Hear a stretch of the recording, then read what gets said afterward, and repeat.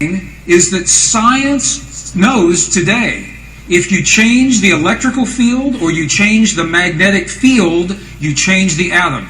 Okay, that's good? Okay, watch what happens. What organ in your body produces the strongest electrical field in your body? Okay, our world is made of electrical and magnetic energy. The atom. And the science says if you change the electrical field or you change the magnetic field, you change that atom. Okay, there is one organ in your body that produces the strongest electrical field and the strongest magnetic field in your body. Here's a clue. I'll give you a clue. Right there. Your heart. And it's where you have the feeling. The feeling that you had when you saw the baby girls. That feeling that we call a feeling is actually creating waves of electrical and magnetic energy in your heart that changes your body and changes your world, but you don't have to know that. You don't have to know that, obviously. I wanted you to hear that. This gentleman's name is Greg Braden. I'm sorry, I can't pronounce his name, and I'm not familiar with his work. But what I do know is that what he just said right there about the heart is spot on. Directly on. Because a lot of us have been thinking with our heads instead of our hearts. If you notice where our heart is located, it's located in the middle, right here in this area, okay? So we have our arms, our legs, and our brain to protect this area, our central area, okay? Now, scientists have been proving this all the time, that our heart generates more power and more energy than our brain, okay? Your heart chakra. So do the math on that. Why do you think they have to do so much to keep our bodies at a low frequency and a low vibration? They do this so that your heart and your heart chakra is not growing. They're doing the same thing to Mother Earth. They're keeping her body at a low frequency, whether it's extracting fluids, cutting down trees, or keeping the human race sad and confused.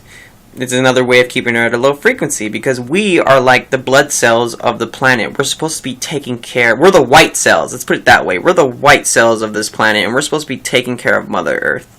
So, it's cool because I started out really doing inner work and doing a lot of research when I about 5 years ago.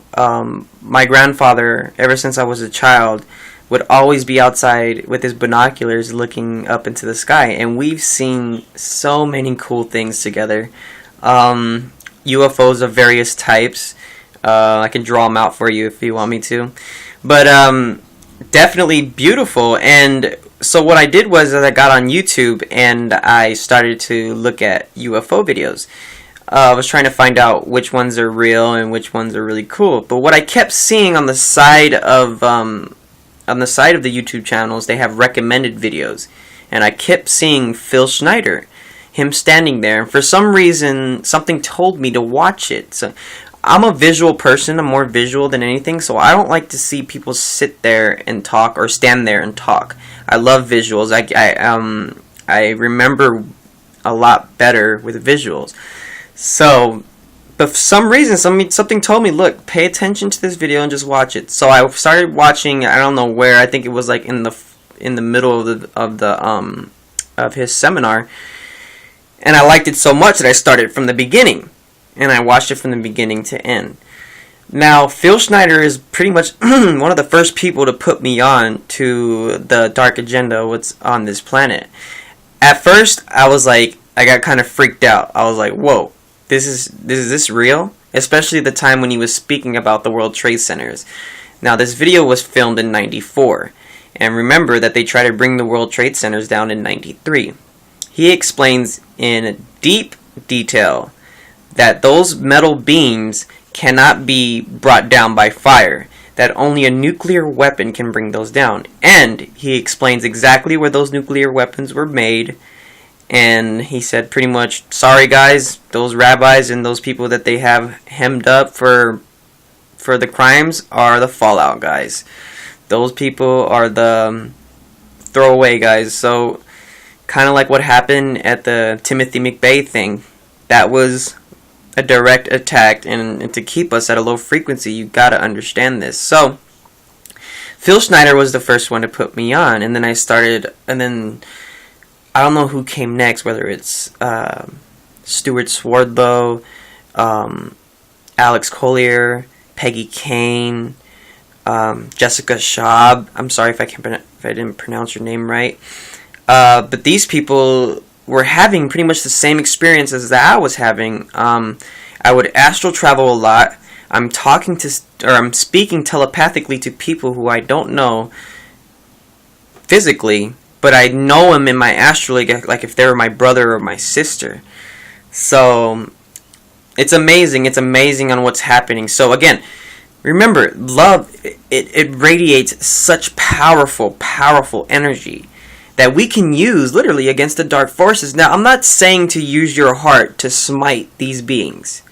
I'm saying to use your heart to radiate love, because these beings will not be able to vibrate around you or even come near you unless they change their physical structure or their spiritual self innerly. They have to change their whole frequency in order to be around you.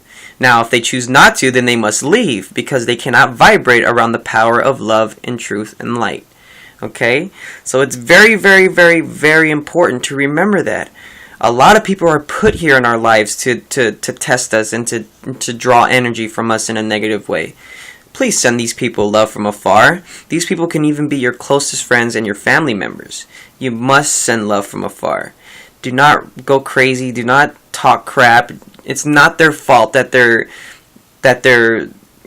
unaware of what's happening right now. A lot of us are in different grades of studying right now within this spiritual and physical realm. So it's not wise to, because I was doing the same thing, trust me, I was doing the exact same thing, where I would be so frustrated and so irritated that some of these people wouldn't understand what's happening, and then they go along with the crowd or with the rest of the sheep. Not sheep, shouldn't have said that, but you understand what I'm saying.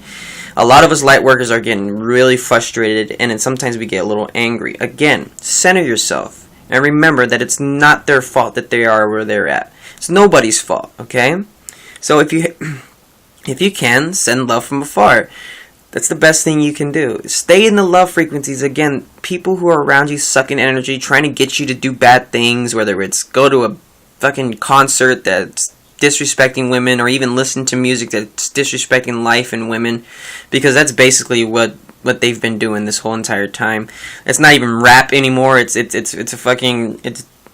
damn near demonic seances now. They're not even rapping about everyday life. They're rapping about disrespecting life and disrespecting women, which is totally not who we are. We are not those people. We are not who these people say that we are. We're not.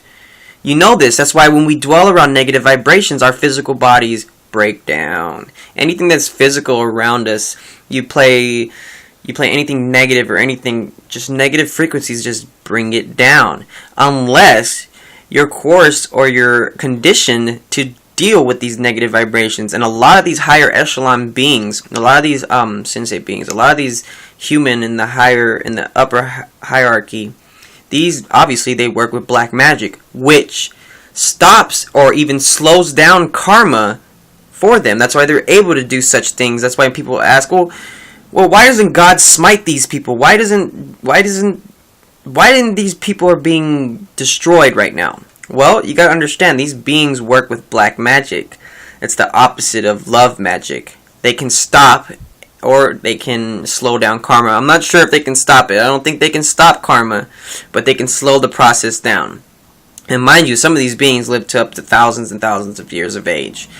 So, don't care. Whoever it is, the reptoids, the fallen Zeta Reticulans, the Giza intelligence, whoever is involved with the dark agenda among this planet, we know for a fact that these beings cannot vibrate around love.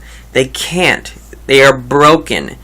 you keep one in a cage next to me and he'll light up on fire, or he or she, whatever it is, will light up on fire because of the love frequencies that I give out. Okay, a lot of people are being attacked still, astrally and physically, whether it's one of your friends or one of your family members who are totally getting on you in a negative way, and you know it's not them, or you know that you're right and that you're not wrong, and that you're being put in a position to where you're defenseless. Again, hold that love within you, and if you have to, blast it out of your heart chakra. You gotta do this, okay? Stay focused. A lot of us are going through some turmoil, and a lot of us are going through some really high vibrating and loving experiences. So stay focused. Keep that love. Remember your heart is where it's at, okay? So focus your love and focus all of that good stuff, and just shoot it, blast the love as much as you can, okay? So I just wanted to make this short film. I just wanted to tell you I love you very much. Those people who are close to me, you know I love you. You know I give you love all day, every day. Those of you who are helping me, and those of you who are behind me 100% full, you know who you are, and I love you very much. So I'm going to end this video just saying I love you. And again, remember, think with your heart, not with your head. Your heart is the most powerfulest thing in the universe. Let's put it that way. In your universe, at least. So use it, and use it well. Okay? I love you very much. Prince Indigo Coda out.